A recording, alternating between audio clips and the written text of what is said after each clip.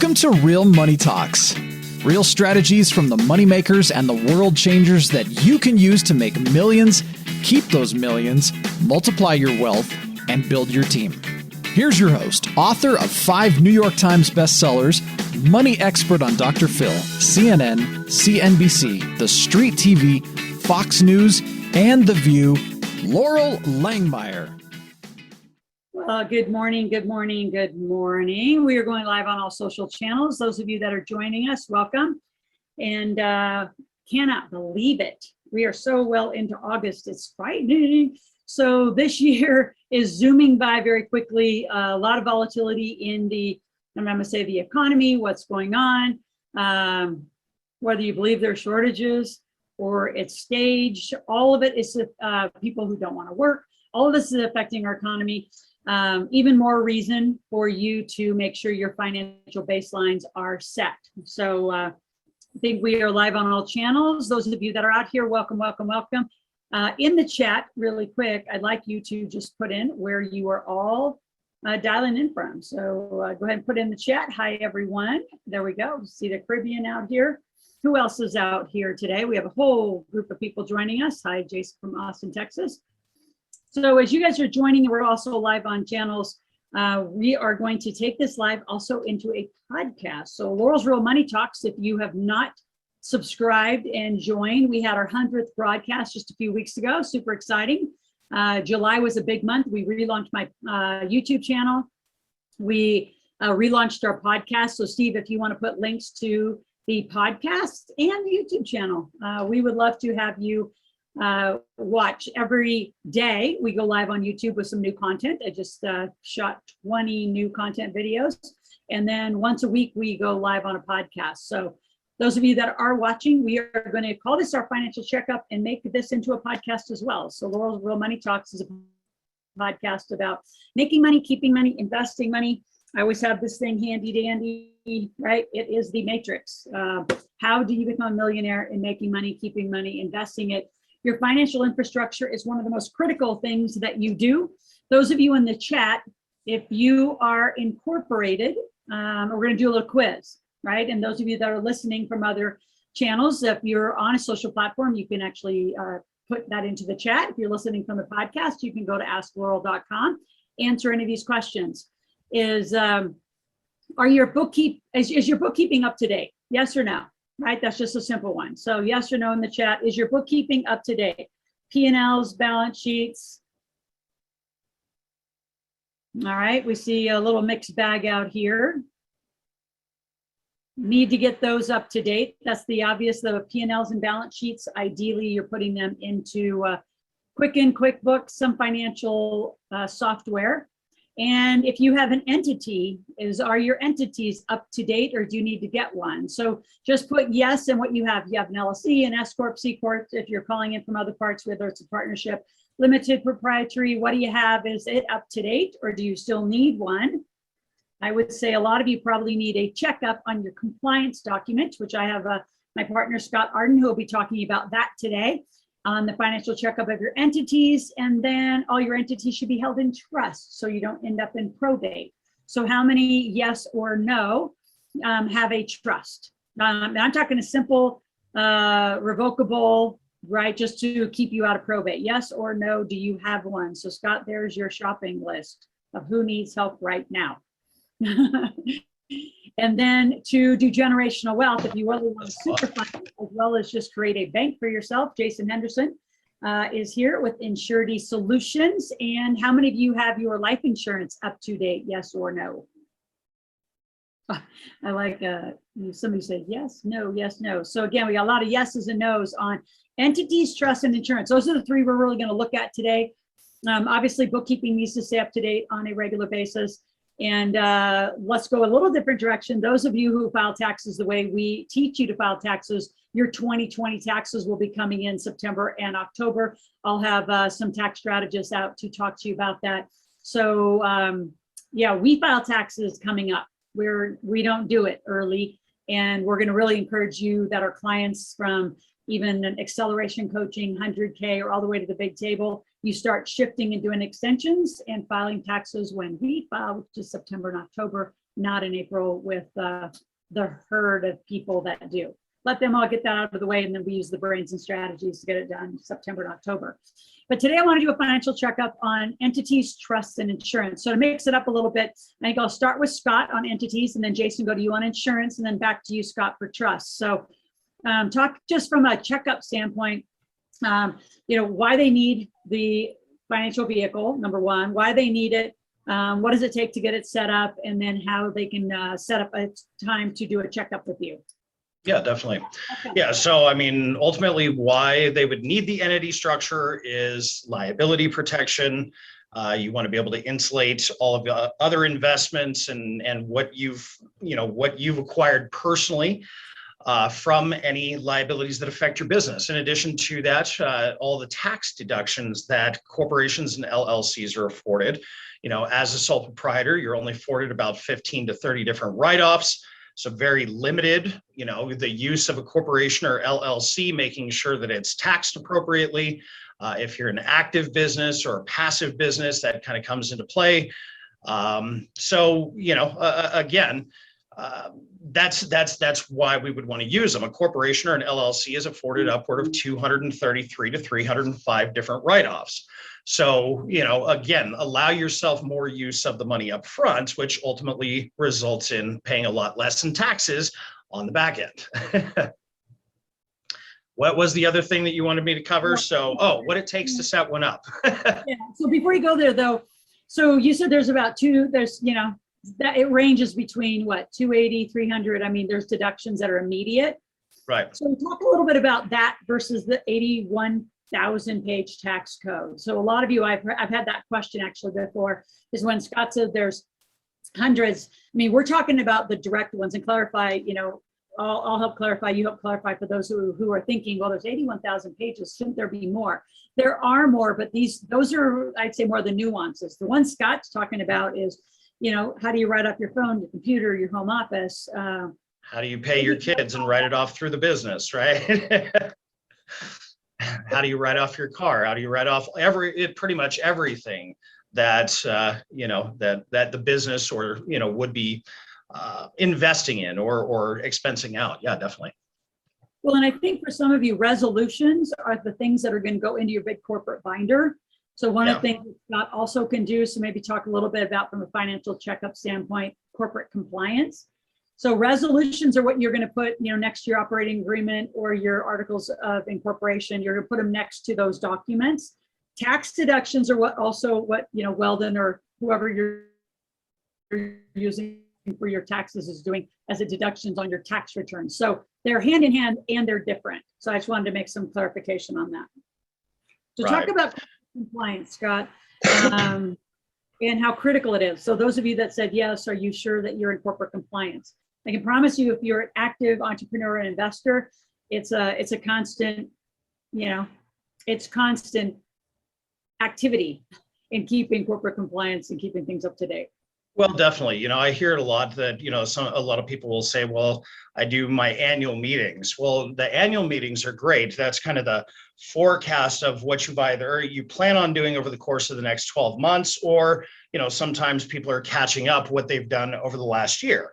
But usually in annual meetings, again, that is the discussion. These are the things that we plan on doing. We're going to make some investments. We might hire a new CPA this year. We might get a company loan or a company credit card, things like that. That's the discussion. That's the forecast of what you're going to do. However, the law states that a resolution, the permission slip, needs to be written on or about the day in which that decision is made. So your annual meeting might be in, let's just say, September, but you might not get a company credit card until the first of the year, or you might not retain a new accountant until the first of the year. So the decision or the discussion is happening, let's say, in September, but when we hire or enter into contract with an accountant or what have you, that's when the resolution needs to be made. So there are corresponding documents that need to happen throughout the life of the business, because essentially what you're doing is not only giving the company a voice and a thought process to defend itself, should it ever be audited in a contract dispute, mediation, arbitration, or worse, a lawsuit. We've got to give the company substance. That's what gives substance. That's what proves the distinct separation between you and the business. See, most intent of revenue agents or litigators is to prove alter ego. And how they prove alter ego is if you're not treating the company as a separate company, meaning giving it a voice and a thought process, why should they treat it as a separate company? They're going to set it aside and they're going to talk directly to you. So it's imperative that we maintain the documents throughout the year, not just catch up. And if you haven't done it, don't worry, we can help reconstruct. It's not backdating records. It's reconstruction based upon recollection, which is 100% permissible in courts, the federal government, and the like. Yeah. And to set them up and to get a financial checkup with you, what do they need to do? They can reach out to my office. Best way to reach the office is dialing 775-384-8124. Speak with Melissa. She will set up a time for us to talk, and we can evaluate where you're at within the business and what steps might need to be taken next. Yep. So let's jump over to anything else on the entities. Maybe you want to put that in the chat, put some information with Melissa and her phone number into the chat. Those of you, if you're watching from Facebook, go ahead and repeat it again for our Facebook, LinkedIn, Twitter, all our other social platforms. They're probably hearing it in audio while watching this on Facebook Live. So you can repeat it here, but put it in the chat here on our Zoom. And those of you on social platforms, come on over here to Zoom someday so that we can actually see your beautiful face and we can interact with you personally inside the chat. But go ahead, Scott. Perfect. So yeah, again, that number, 775-384-8124. And again, speak with Melissa Guerrero. She will be answering the phone and scheduling time for us to talk one-on-one. Perfect.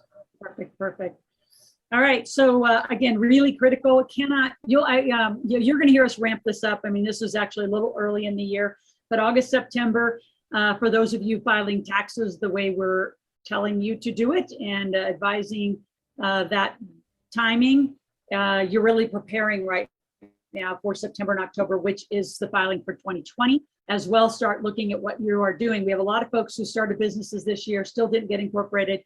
You'll lose 2021 if you don't have your entity set up by December 31st at midnight, before the clock strikes 12:01, you have to be done, or you will lose the entire opportunity to write off and do the significant write-off we talked about in 2021. So really important to do a financial checkup.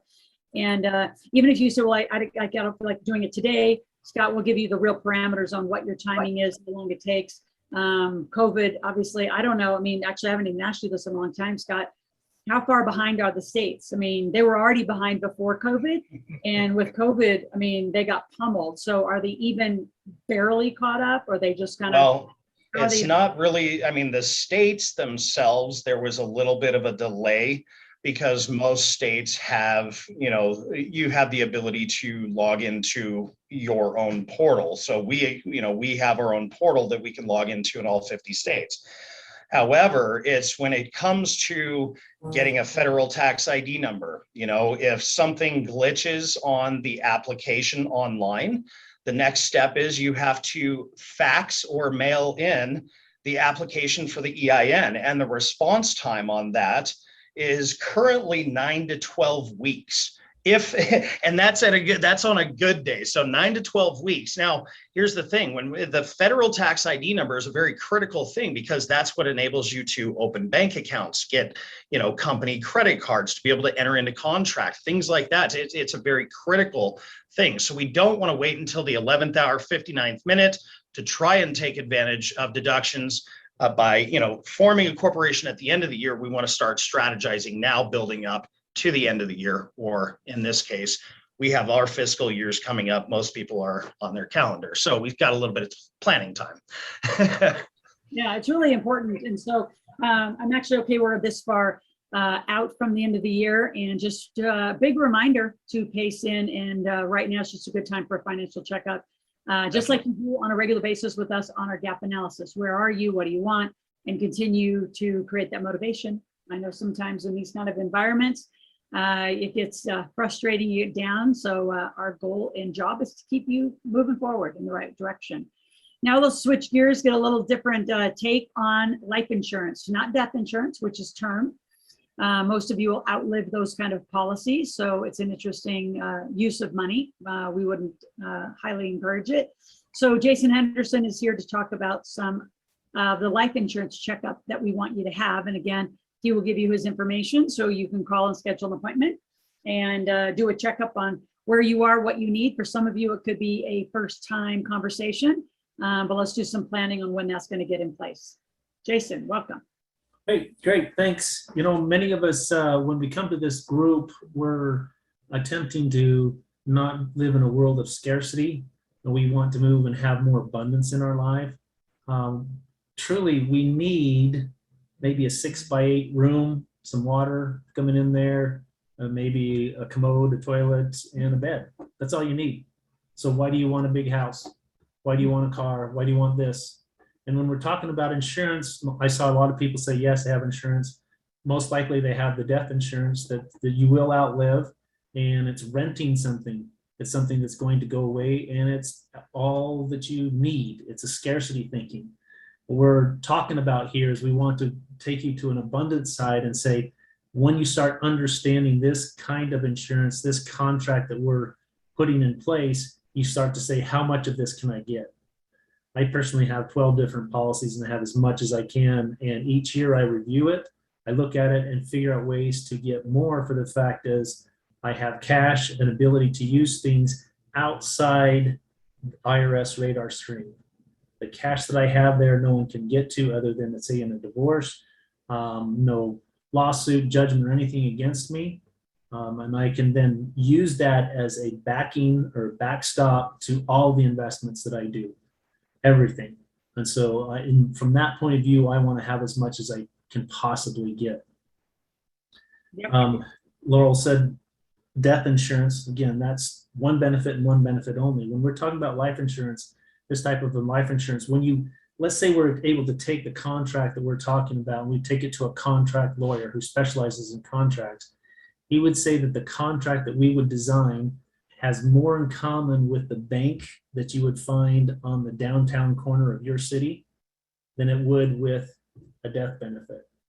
And that's why it's the ability for you to own and control and operate your own banking system, a financing system, to where you finance everything that you purchase in your life. Whether it's, you may not want to worry about your Starbucks or your birthday cake on a stick thing, or a trip or a huge investment, right? You finance all of those. And so some of them you may not want to be concerned about, others you want to be concerned about.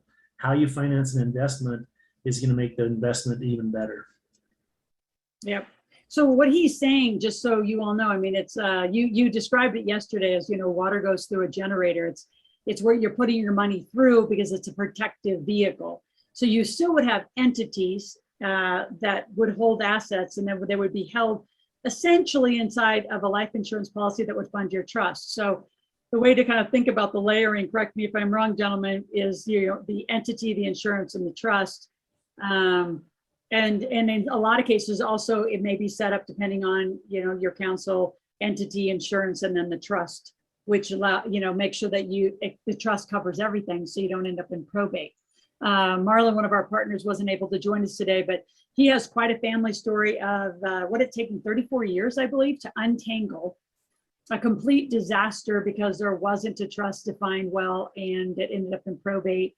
Many of you know Justin, who does a lot of real estate for the community, had to buy his entire life back out of probate because the entities never had his name on it. So there's a lot of just little things, especially those of you in partnerships. I would make sure you get through corporate compliance. The other thing to talk to Jason about regarding partnerships is keeping life insurance with your partnership. So there's quite a checklist that you think maybe in your mind you don't need this checkup because you're good.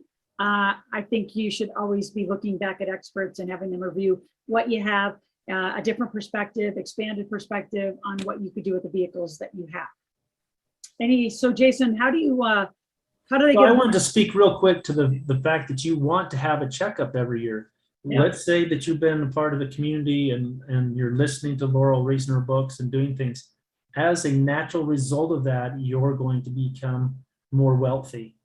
And as you become more wealthy, your desire for more insurance and more ability to hide money from the IRS increases every year. And so you want to be constantly going back and talking about that. And when it comes to trust and insurance, it's hand in glove, man. They're together. You don't want one without the other, in my opinion. They should work hand in glove to get to where you want to be. One of them being passing on generational wealth, protecting what you have now. So that's why she's Loral saying this. Now's the time to start doing an upgrade so we can make things sure happen before the end of the year. So you're all set for 2021. And guess what? Next year about this time, we're going to have the same message. It's time to review your entities. It's time to review your insurance and make sure that you have as much as you actually want and have the kind of protection you want. It's not about what you need. It's about what you want, right? I want the huge house, not the 6x8 room with a bed and a toilet. That sounds a little like jail, but it's okay. Yeah. 3 square meals a day though. People do live there. So really important. What's the phone number, Jason, if you want to just say that out loud for those on social channels? Sure. It's People to get a hold of you. 435-764-1451. We'll say it again, 435-764-1451. Thank you. Go ahead and put that in the chat. Reach out, get an appointment, get on Jason's books so you can do a review. And even yesterday I was in Salt Lake with him talking, and I'm going to get on his books for my children to get their insurance policies up and running and set up. So yes, do talk about kids. I mean, it's one of the things that I haven't done, and I've done dang near everything in this finance space for my kids. That's not one that had a lot of priority early on. I know now, but it needs a bigger priority. So speak to the parents out there and why their kids probably need to get on policies too. Well, the way these policies are designed, just in the engineering, they become more efficient in making money and generating cash every year they are in place. So like Marlon showed at the big table before, waiting just 1 year in his scenario cost him something like $18,000 difference, even though he was not doing that kind of premium. And each year it becomes better and better and better. So you want to have it in place. So parents, when you get it on your kids, you're actually doing something for your children for their whole life, and you're doing something for your grandchildren that don't even exist yet. It's something that's truly intergenerational. Perfect. And again, so when you make appointments, how much time do they need? Actually, I'll come back, Scott, to you as well. How much time per person per appointment will they need? So say a family of 4, you want to review, the 2 adults and the 2 kids. How much time do they going to need to book for a review and or a new policy conversation? For me, it would be about an hour to truly build a baseline of what's in place, what kind of structures, how they've been interconnected, what have you.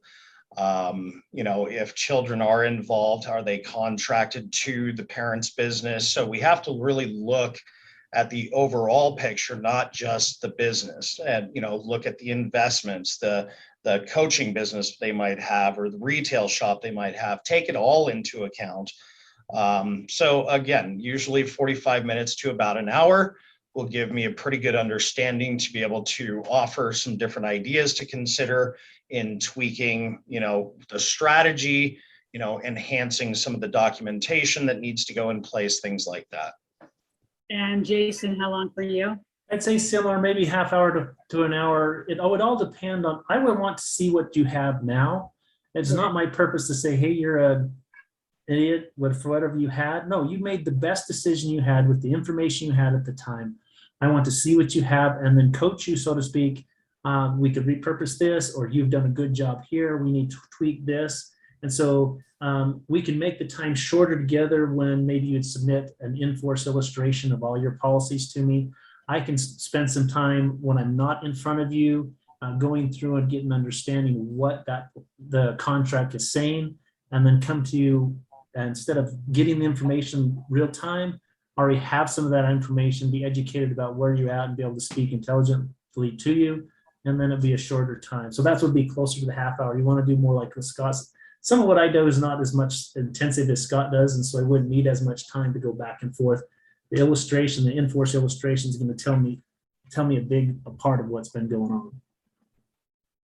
So let's now move to the trust, right? So we talked about the entities. You need a review on your entities to make sure you are getting set. And again, the other part of these checkups is, again, think gap analysis. Where are you? Just like Jason said, even if you have, what we call death insurance, term insurance, where are you now and what are your goals? What do you want? And it's a little different perspective when you're looking at your companies and your growth. Some of you, you're ramping up your cash machines, you're going to make more and more money. You're going to need more investment entities. So you'll be also doing goal setting. So we will come back and do at least an annual review. If not, for some of you, it'll be quarterly reviews or twice a year with Scott and Jason in all those categories. So you'll spend some time on the entities, and then where we call it boxes and arrows, right? Scott will lay out what your organization chart of your wealth is. Jason will look at it from an insurance standpoint. So notice that it's integrated, it's layered. And then it needs to be held in trust and those documents put together. So what's great about our teams, different than your team. So a lot of folks, think about it. Some of you, you're the individual with no support around you. You have a Jason, you have a Scott, and probably in Scott's case, he does the trust conversation too. And then we source to the lawyers that you'll talk to, but he's at least the kind of pivotal point to make sure things stay connected. My concern for a lot of you is you may have these three experts in your and on your wealth team now. Are they connected? Are the documents integrated? Are the dots connected? And we find a lot of people, you say you have these things, but are they really connected? And the unfortunate thing is usually a tragic incident has to happen, and then legally all these documents come out, and the insurance wasn't really held in the trust properly. The entities weren't held, they weren't funded properly into the trust. So this is part of that checkup, is just, making sure. I'm in the middle of my own checkup. I got, 2 extra people working on a huge checkup that we're doing. It's critical. So Scott, now let's talk about the trust part of this. And then again, we'll give your contact information. All of you get checkup appointments. That's we're just encouraging you to get a checkup on these areas today. Yeah, definitely. Okay, so so the trust conversation, everybody who has beneficiaries, and you want those assets to go directly to the beneficiaries.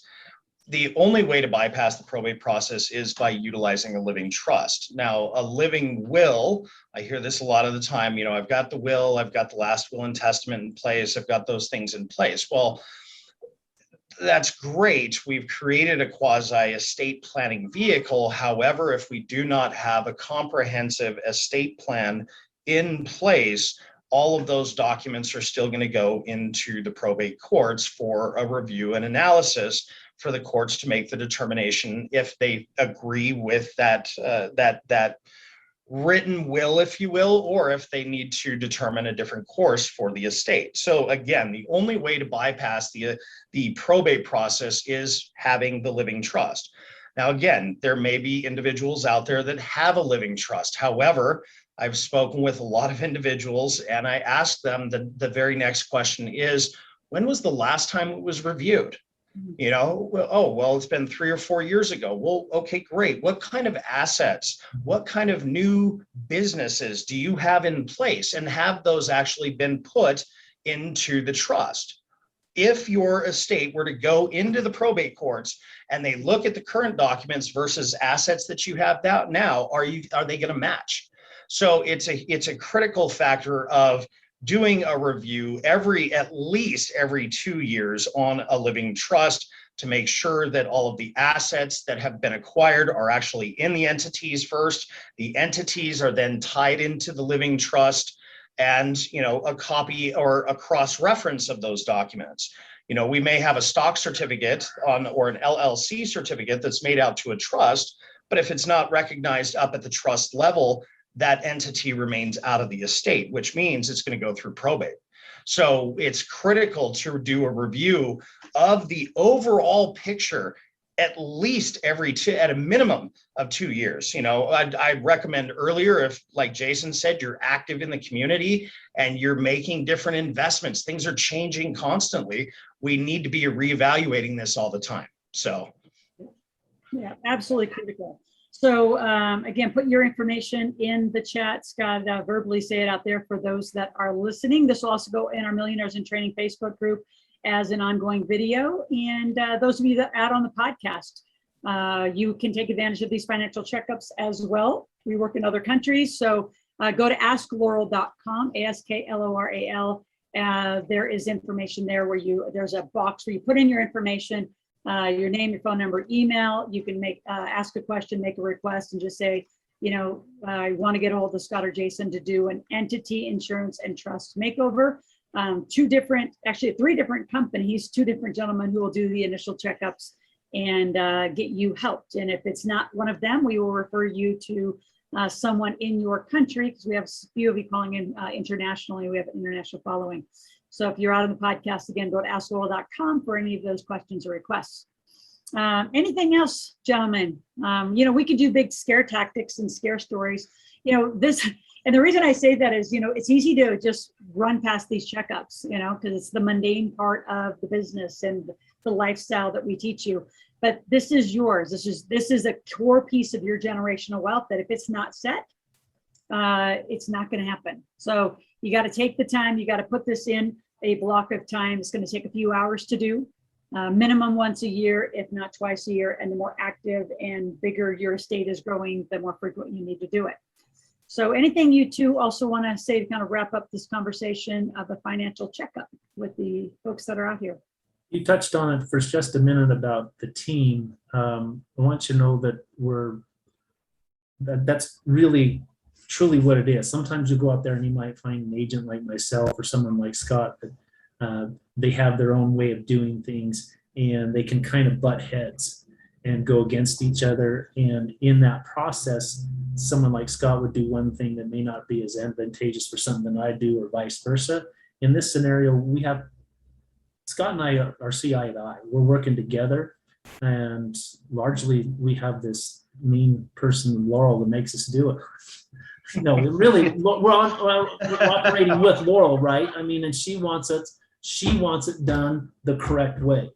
And when either one of us got out of our lane, that would not be a good thing, not only for us, but for you as well. So truly there's a team, and it's rare. It is. You need those people, your entity person, your trust person, your insurance person, your accountant, to be able to be speaking and understanding each other's philosophy and going all in the same direction that's best advantageous for you. Absolutely. It's so important. Scott, anything else? I would have to say the same thing. It's really all about the team. We all communicate together. We all, we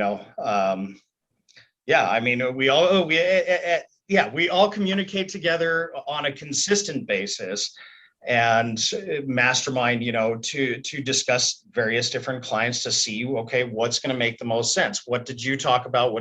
And then how do we bring that together as the combined, the collective, if you will? So I just say, I echo definitely. It's all about having the right team and, knowing that those team members actually talk with one another.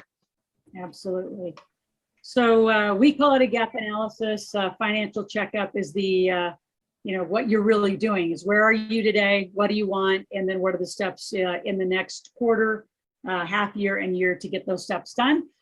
Clearly, those of you also in the tax structure, you'll get ready for September and October. In the meantime, connect with these two gentlemen and get on their calendar and go through those reviews, and at least commit by the end of the year to have all of this set up. So you move into 2022 really ready. I mean, your financial infrastructure will be so solid and so set for the next level of growth, the next chapter. So thank you both. Appreciate you both partners being out there. And we're going to switch gears now. You are both welcome to stay. We're going to do a few Ask Loral questions. Steve dug up a few questions. We have so many questions that go through Ask Loral. We have a team here in the office that we get them out to as frequently as we can, but it just keeps going. So Steve, why don't we do a few Ask Loral questions for everyone before we wrap today? Yep, absolutely. So I have a few questions that are going to to be the focus for today's theme. And I have Terry here who asks, I have a 401k from an old employer that I need to roll over. Where or what is a good option, and how should I go about doing that? Okay, say that one more time. I have a 401k from an old employer that I need to roll over. And the question is where and when is a good time to do that? Well, I'm going to say immediately. You both can jump in. I would self-direct as quick as you can. It's amazing how many employees have 401ks from the past, and they don't think it's a lot of money, so they don't bring them together. I mean, I would bring them all, consolidate them, and roll them into one self-directed IRA, and you'd be shocked. I think our biggest case was somebody had 9 401ks from 9 prior employers. And, some of them weren't that big. Maybe one was 8,000, 12,000. All added up, though, was well over 6 figures. So it does matter, and you won't have the freedom to choose those investments unless you get it self-directed. I would assume you both agree. It's now. And again, call our office, 775-588-9200 to get that help. All right. All right. Awesome. Next question. If you primarily work out of your LLC, how do you fund the insurance? Is it a distribution? Are you paying yourself out of the LLC? How does that work? Jason. You're on mute there. So you have, say that was, you have an LLC. Well, it all depends on how you're going to hold that insurance. For the most part, you want to hold the insurance outside of the entity initially, for the fact, particularly if you have a business, that business could have a lawsuit go against that, and it can be attached to the assets within the life insurance policy. So you want to hold that yourself. Now that insurance could be held inside of a trust. That's going on with what Scott's talking about. And when the LLC, you want to, in a sense, have the LLC pay the premiums or invest the premiums for you. That would be a distribution. You want to take that in the least amount of tax possible, depending on your tax bracket, depending on net capital gains, whatever it is. You want to take that so that becomes a taxable event to you, and then you would invest that premium. Therefore, it also puts you in a position then to be a financing arm for the LLC or whatever the business is. And there's a whole bunch of cool things you can do there. Scott can set up some other entities where it makes, additional tax deductions. There's a lot of cool things can happen where you end up paying very little tax. So that's my recommendation. Scott, would you say anything different? No, I mean, that pretty well covers it. You would, if it is going to be covering those premiums, it will be considered a distribution. This question actually comes up a lot. I'm glad that it came up right now, is who covers my life insurance? Well, technically, that's for the benefit of your family, not for the benefit of the business. It's for the benefit of the family. So you should be covering that. Now, if there's a key man policy in place, that's typically for the benefit of the business, and the company would be covering it. So, yeah, I mean, again, there are ways of being able to write it off through the company. And I would 100% echo what you just said, Jason. Yeah. All right, Steve, one more question. Right. Awesome. Can you assign a trust to yourself? Meaning, is it effective as having an LLC? Why or why not? Nope. No, trust is different. Scott, go ahead and take that. Yeah. So the trust is used for the estate planning purposes. So it's for the benefit, of the grantor or the grantor to be able to pass the assets on to the beneficiaries and avoid the probate process. So can you become the beneficiary of the trust? There are trusts that you could set up where you would become the beneficiary. However, if you're looking at it from an asset protection standpoint, you being the beneficiary of a large trust might not be the best thing. But again, there's different types of trusts at different types of levels. If we're talking about holding a property through a trust, then we would want, an LLC in place that would hold the property, and the trust owns the LLC. I think that answers that question.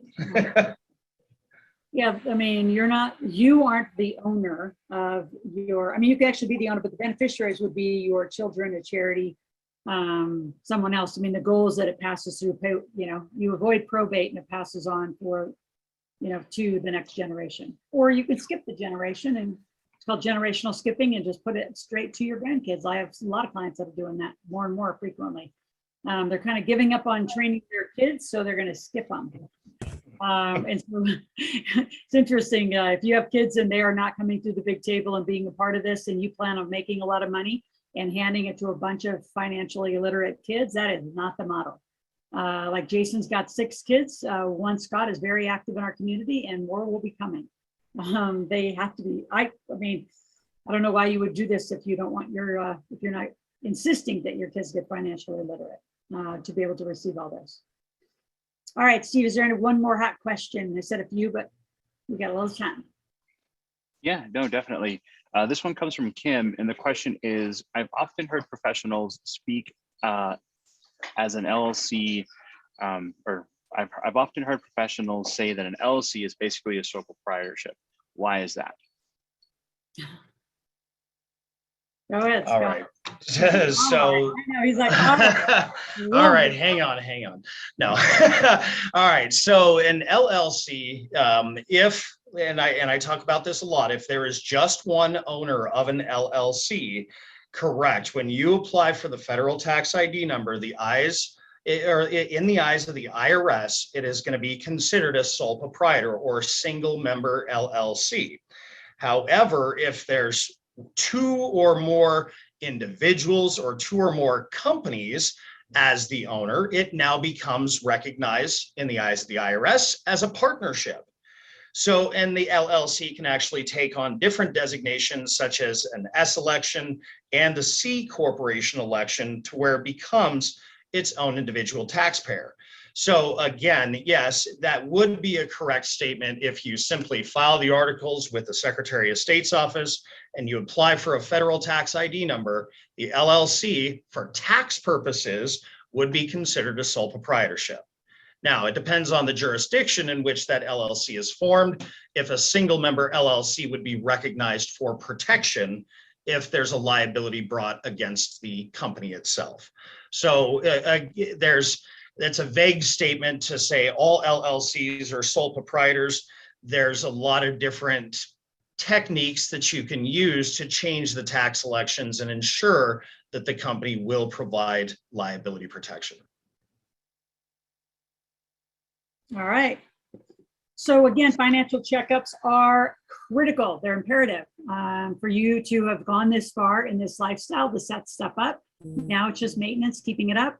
Both of these gentlemen will help you in the maintenance side of it. You have to show up to sign docs and make decisions because it's your life. So make sure, again, the phone numbers are in the chat. And again, for Jason, it is, I'll let you read it out loud. And Scott, go ahead and read yours out loud to wrap up. One more time. 435-764-1451. And Scott. Perfect. And so 775-384-8124. Ask for Melissa, and she will set up a time for us to speak one-on-one.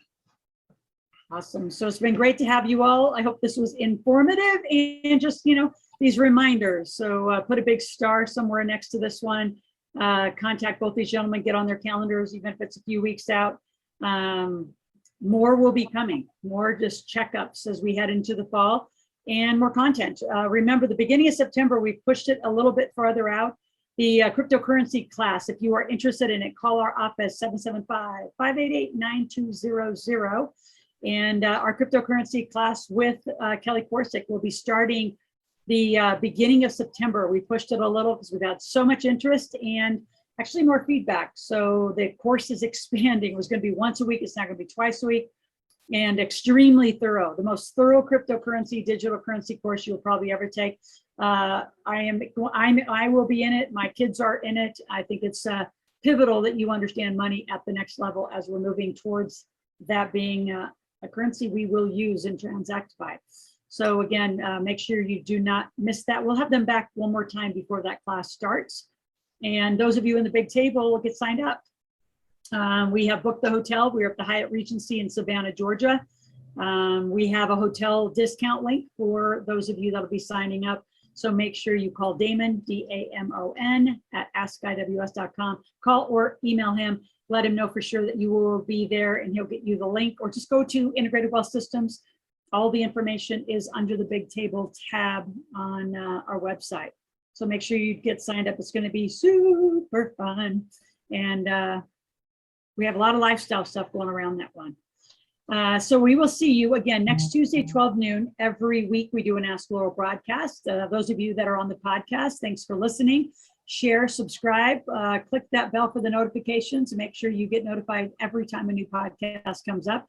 We are now on iHeartRadio, by the way. So if you prefer to listen to the podcast through that channel, we are out there as well. And I look forward just to continue to share and get you more financially literate week by week. Take care. Have a great Tuesday. This is Loral. You've been listening to my podcast, Loral's Real Money Talks. If you'd like a conversation one-on-one with one of my team members, the easiest thing to do is call my office, 775-588-9200. Say, I would like a one-on-one with someone on the team.